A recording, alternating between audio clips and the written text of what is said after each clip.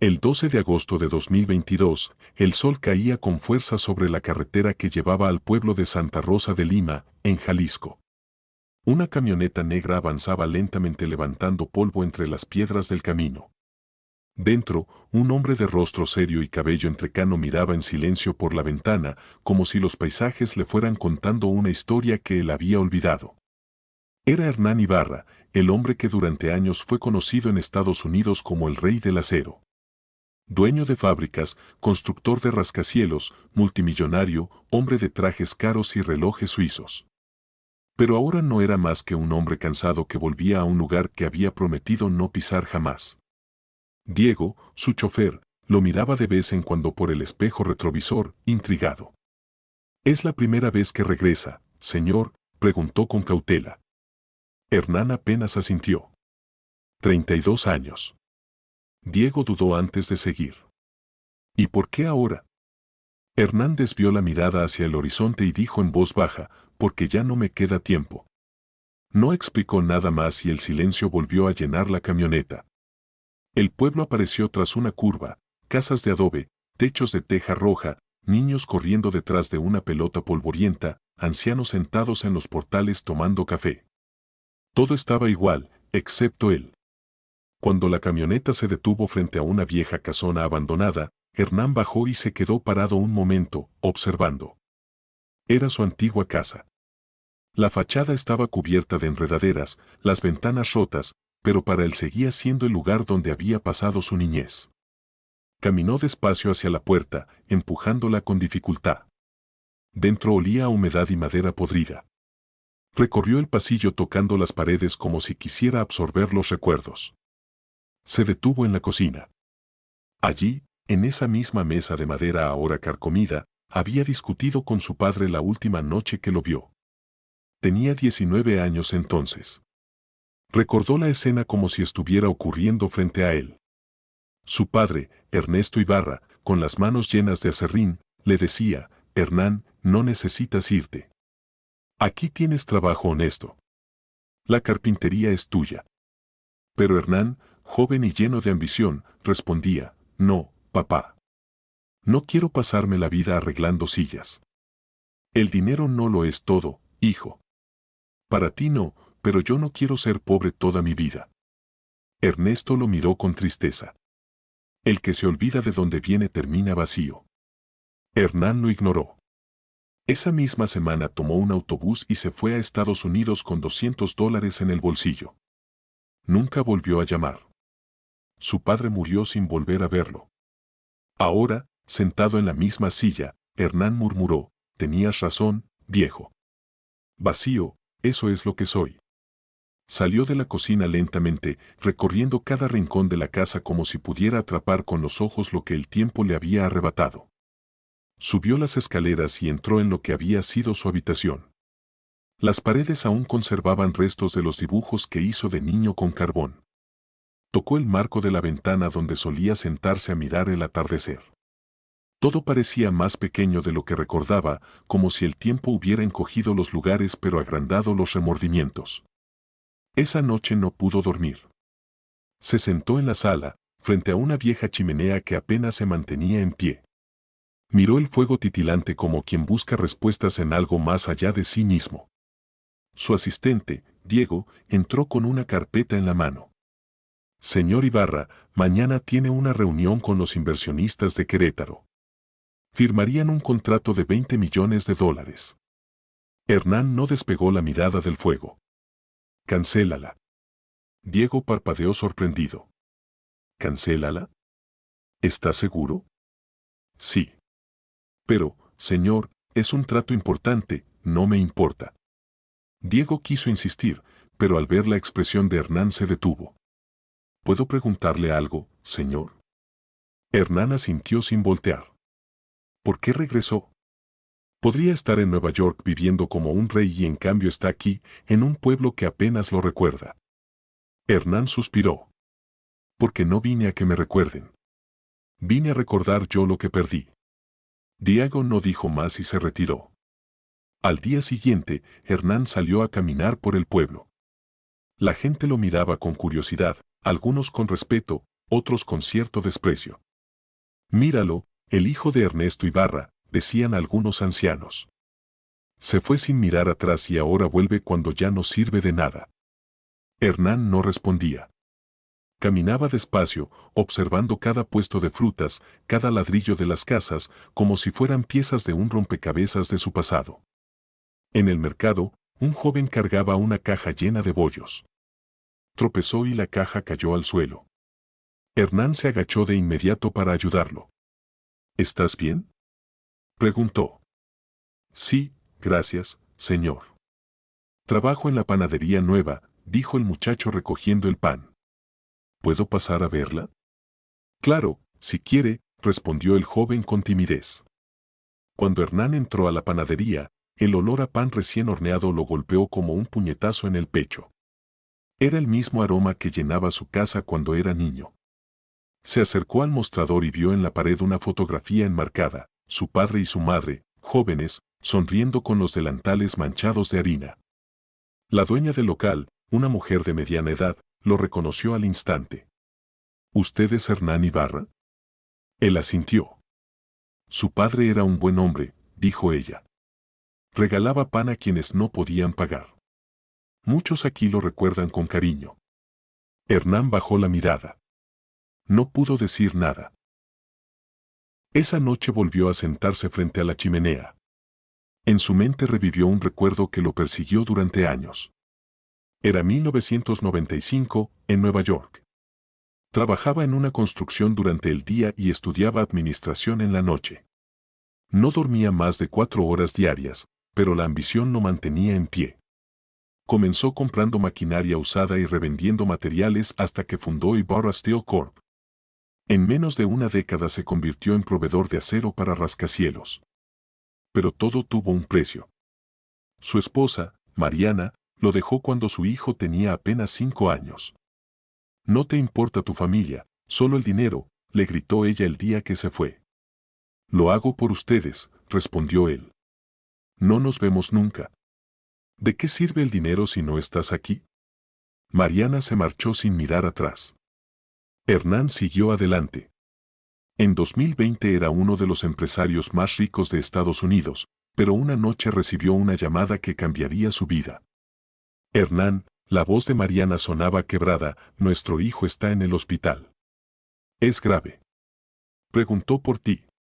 Hernán tomó el primer vuelo, pero llegó tarde. Su hijo murió antes de que pudiera verlo. En el funeral, Mariana lo miró con frialdad. Llegaste demasiado tarde, como siempre. Esa frase lo persiguió desde entonces. Por eso, meses después, vendió todas sus empresas y volvió al lugar que había prometido no regresar jamás. En los días siguientes, Hernán comenzó a recorrer cada rincón del pueblo. Visitó la vieja escuela donde había aprendido a leer, el pozo donde solía jugar de niño, la carpintería de su padre, ahora abandonada. Se detuvo frente a ella, mirando el letrero desgastado que apenas se mantenía colgado de un clavo oxidado. Empujó la puerta con cuidado y el olor a madera vieja lo envolvió. Había serrín acumulado en el suelo y las herramientas cubiertas de polvo. Caminó hasta la mesa central donde su padre pasaba horas trabajando.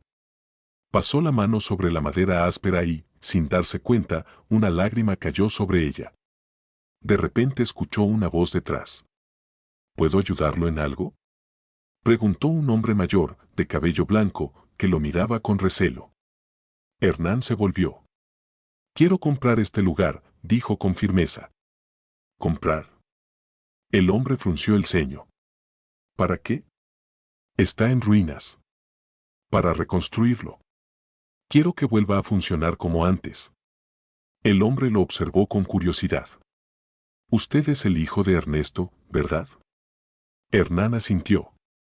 Su padre era un buen hombre, murmuró el anciano con cierta nostalgia.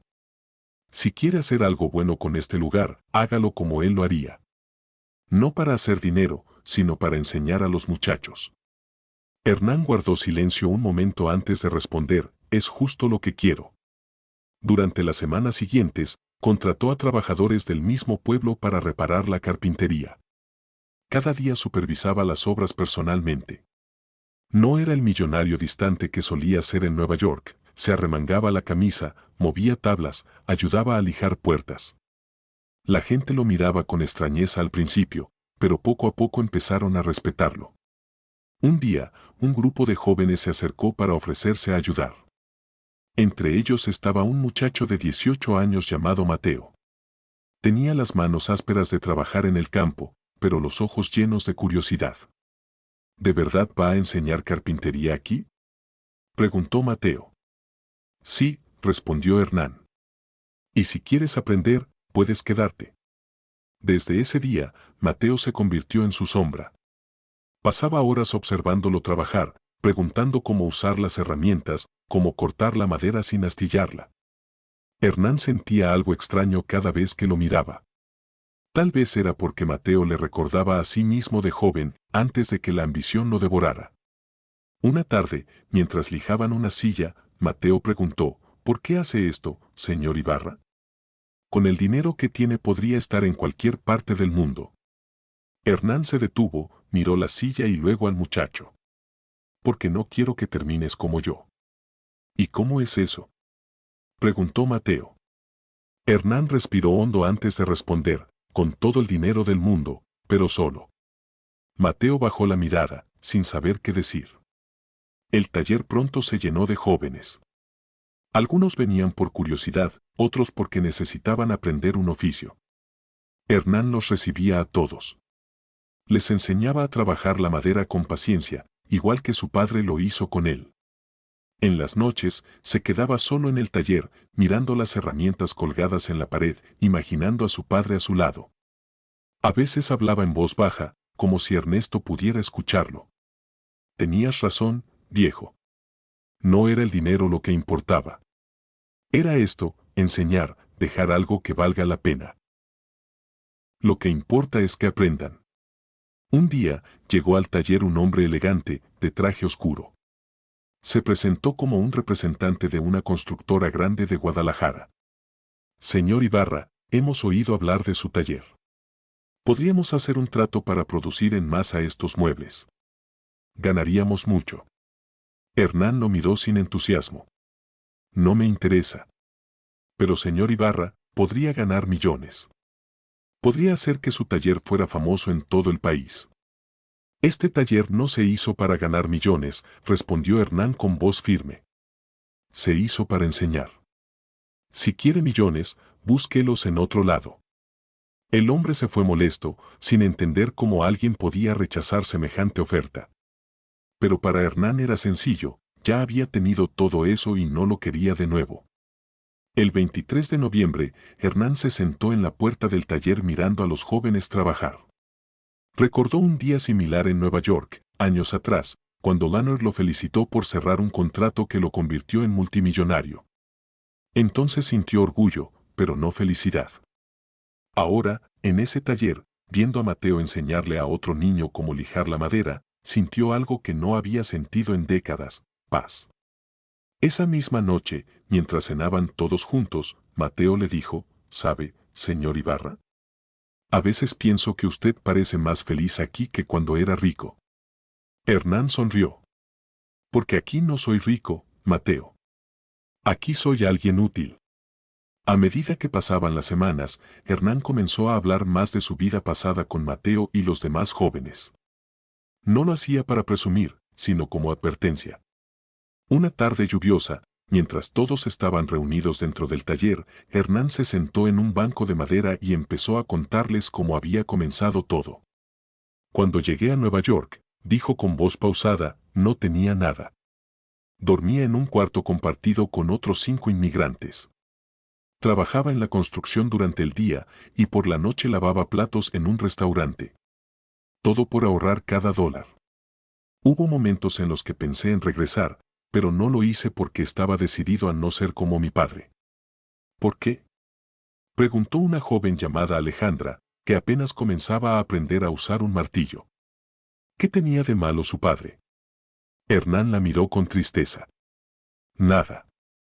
Él era un buen hombre. El problema era yo. Creía que ser como él era fracasar.